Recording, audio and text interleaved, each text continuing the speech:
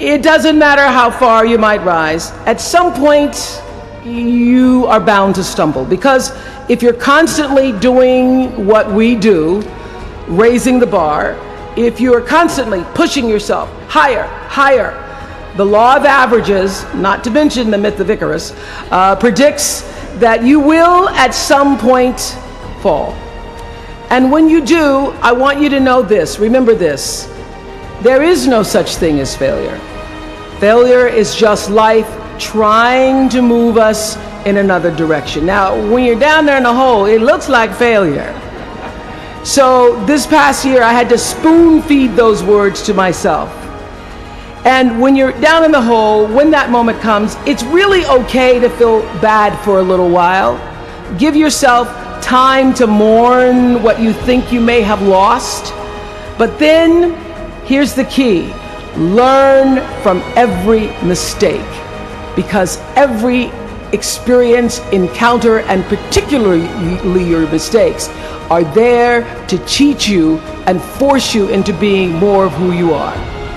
And then figure out what is the next right move. And the key to life is to develop an internal, moral, emotional GPS that can tell you which way to go. The challenge of life, I have found, is to build a resume that doesn't simply tell a story about what you want to be, but it's a story about who you want to be. It's a resume that doesn't just tell a story about what you want to accomplish, but why. A story that's not just a collection of titles and positions, but a story that's really about your purpose. Because when you inevitably stumble and find yourself stuck in a hole, that is the story that will get you out. What is your true calling? What is your dharma? What is your purpose?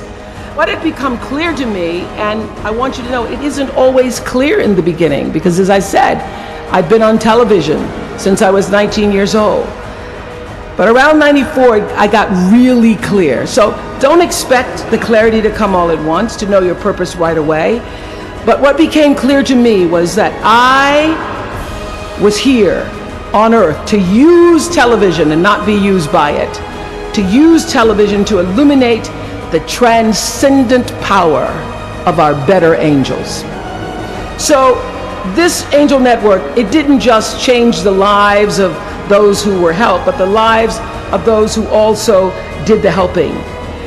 It reminded us that no matter who we are, or what we look like, or what we may believe, it is both possible and, more importantly, it becomes powerful to come together in common purpose and common effort. You simply cannot demonize or vilify someone who doesn't agree with you, because the minute you do that, your discussion is over, and we cannot do that any longer. The problem is too enormous. There has to be some way that this darkness can be banished with light. I have to say that the single most important lesson I learned in 25 years talking every single day to people was that there's a common denominator in our human experience. Most of us, I tell you, we don't want to be divided. What we want, the common denominator that I found in every single interview, is we want to be validated. We want to be understood. I've done over 35,000 interviews in my career. And as soon as that camera shuts off, everyone always turns to me and inevitably in their own way asks this question: was that okay? I heard it from President Bush. I heard it from President Obama.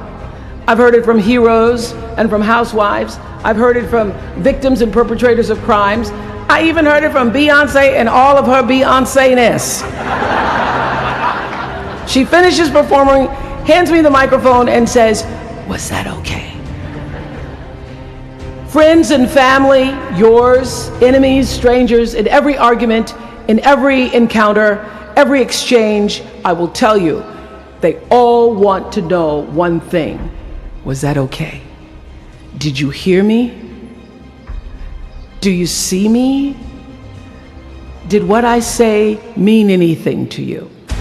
There's a light inside each of you, all of us, that illuminates your very human beingness if you let it. No matter what challenges or setbacks or disappointments you may encounter along the way, you will find true success and happiness if you have only one goal. There really is only one, and that is this: to fulfill the highest, most truthful expression of yourself as a human being. You want to max out your humanity by using your energy to lift yourself up, your family, and the people around you. Theologian Howard Thurman said it best. He said, "Don't ask yourself what the world needs. Ask yourself what makes you come alive, and then go do that. Because what the world needs is people who have come alive."